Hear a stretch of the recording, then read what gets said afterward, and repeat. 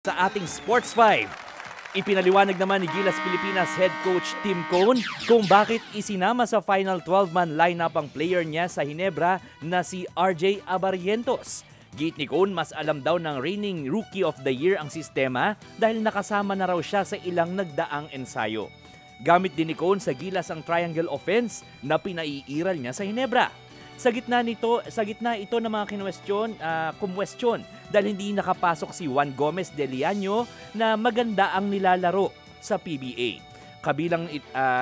Sa kabila nito, siniguro naman ni Cone na makakapasok na si Juan GDL sa mga susunod na lineup.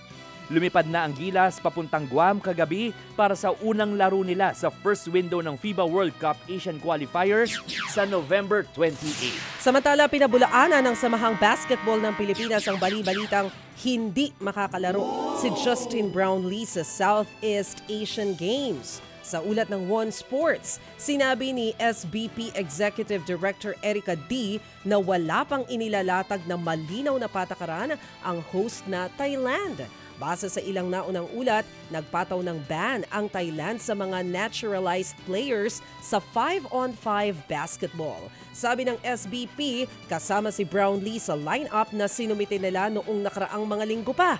Wala pa raw sagot ang Thailand kung sino ang eligible at kung sino ang hindi.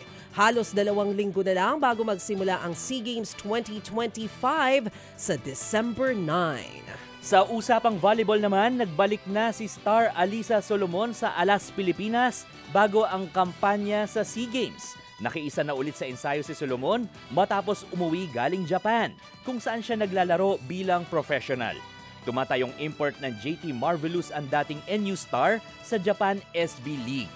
Nasa huling bahagi na ng paghahanda ang Alas Women habang unti-unting nakukumpleto ang roster nila para sa SEA Games. Samantala, mangingibang bansa na rin ang middle blocker na si Del Palomata. Kinuha si Palomata ng Medan Falcons sa Pro Liga ng Indonesia.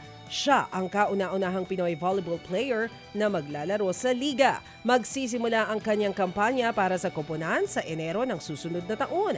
Pero sa ngayon, nakafocus muna si Palomata sa Alas, Pilipinas at sa PVL campaign ng PLDT High Speed Hitters. Samantala, balik ensayo naman sa Japan ang rising gymnastics star na si Car Eldru Yulo.